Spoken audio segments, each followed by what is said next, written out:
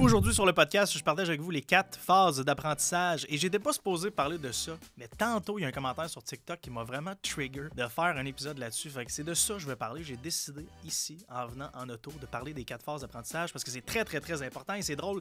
Je suis allé souper avec Charles cette semaine, le Drôlement Inspirant, et on en a parlé. Fait que pourquoi ne pas en parler sur le podcast aujourd'hui?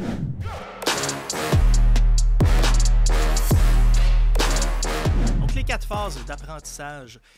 Je l'ai décrit et ensuite, je vous raconte cette histoire TikTok-là et à quel point c'est important de savoir où on se situe dans le barème des 4 phases pour pouvoir mieux embaucher en entreprise ou encore dans nos projets personnels dans la vie, comme en immobilier. Je vais frapper dans l'immobilier aujourd'hui parce que c'est vraiment un bon exemple pour moi dans mon cas actuel et c'est d'ailleurs d'où vient le commentaire, excusez-moi, sur un Reels que j'avais fait récemment là, sur je connais rien en immobilier puis le basketball avec Steph Curry et tout, sujet de mon dernier épisode. Bref.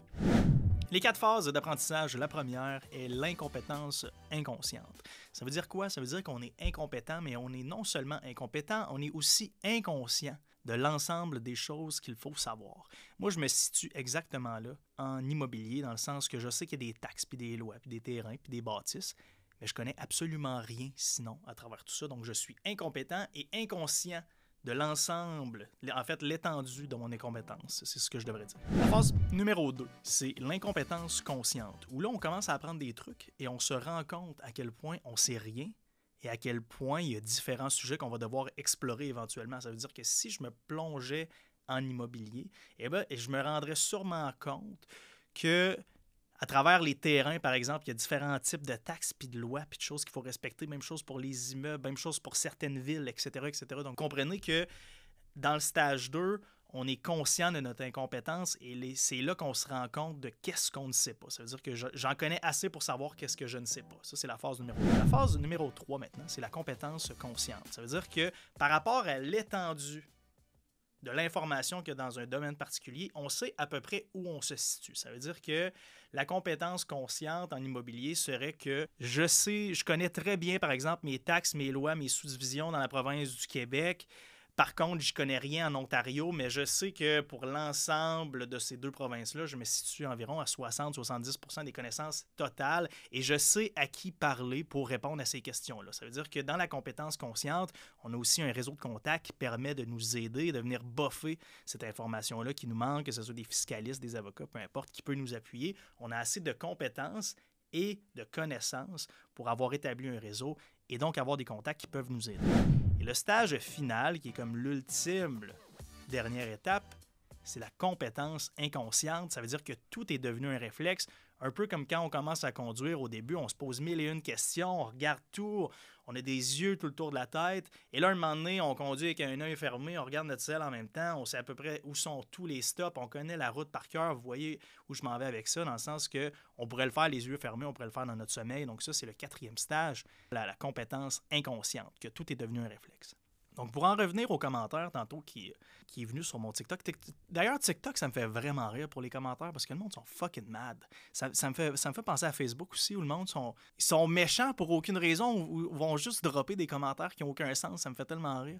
J'avais déjà fumé du weed un moment donné puis j'étais allé sur Facebook, sur la page de TVA Nouvelles. Je pense que j'avais pleuré de rire pendant 1 heure à lire les commentaires. Bref, anyway, Facebook et TikTok, je trouve qu'ils ont vraiment cette ressemblance-là, que le monde drop n'importe quel commentaire, puis s'en vont, sûrement parce qu'ils font juste changer d'environnement constamment, puis ils pensent que c'est toujours une planète différente.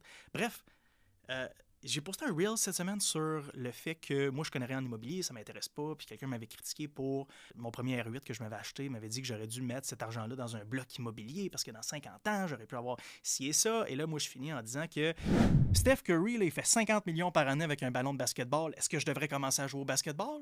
Non, je ferais pas une hostitienne. L'immobilier, ça m'intéresse pas, puis je ferais pas une hostitienne là-dedans. Il y a quelqu'un qui a commenté « Ouais, mais c'est pour ça que tu t'engages un gestionnaire immobilier avec un pouce puis genre une face de est-ce que t'as pas rapport? » Et là, je me suis dit « Calique que cette personne-là comprend pas justement le concept de moi, si je me situe dans l'incompétence inconsciente au premier stage, ça va être impossible pour moi À moins, bien sûr, d'engager l'ultime top firme qui a la méga réputation qui va me coûter un bras et une jambe, d'être capable d'engager la bonne personne parce que je ne suis pas capable de lui poser les bonnes questions. Je ne serai pas capable d'évaluer son travail, je ne serai pas capable de l'évaluer avant de l'engager. Il y a les chances que je me fasse fourrer en bon français par cette personne-là sont extrêmement hautes parce que j'ai aucune connaissance. Je suis incompétent et inconscient. Inconsciemment incompétent dans le domaine, ça veut dire que je ne sais pas qu'est-ce que je ne sais pas. J'ai pas envie d'engager n'importe qui peut venir me donner n'importe quel type d'information et là, de donner mon argent à cette personne-là. Même chose en entreprise. Si vous ne connaissez rien en comptabilité, vous êtes comme, c'est pas grave, moi, je m'engage un comptable qui va tout faire ça.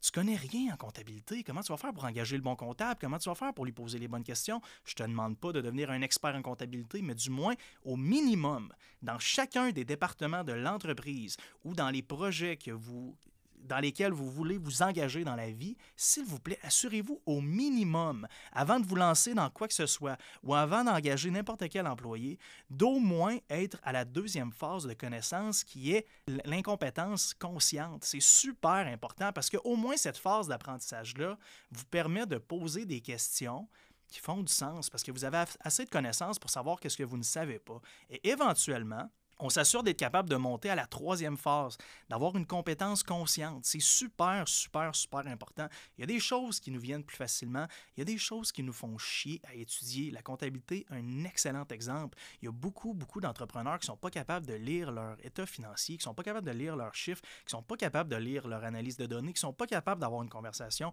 avec un comptable, avec un banquier. Puis après ça, tu te ramasses à la 4-5e année quand tu as besoin de financement, puis tu te demandes donc pourquoi que les banques ne sont pas capables de te passer de l'argent. Parce que tu n'es pas capable de te présenter. Tu n'es pas capable de parler leur langage. C'est normal, je t'en passerai pas moi non plus. Fait qu'assurez-vous, s'il vous plaît, on s'assure minimum d'être à la phase 2 d'apprentissage et au fil du temps, on pose des questions, bien sûr, à la personne qui nous accompagne et on continue d'étudier sur le site, de répondre à ces questions-là, d'apprendre pour se ramasser à la troisième phase qui est la compétence consciente où là, on sait où on se situe. Donc, s'il vous plaît, guys, petit recap là-dessus. Si vous êtes incompétent et inconscient dans quelque chose, engagez pas quelqu'un pour faire ce job-là. On s'assure d'être à la phase 2, s'il vous plaît. Hyper important. Donc, ça fait le tour des 4 phases. Petit recap, incompétence inconsciente. La phase 2 qui est super, super important, s'il vous plaît. Je vais me tuer à le dire toute l'année, c'est sûr. L'incompétence consciente. On sait où on se situe dans l'ensemble de l'information. On sait qu'est-ce qu'on ne sait pas.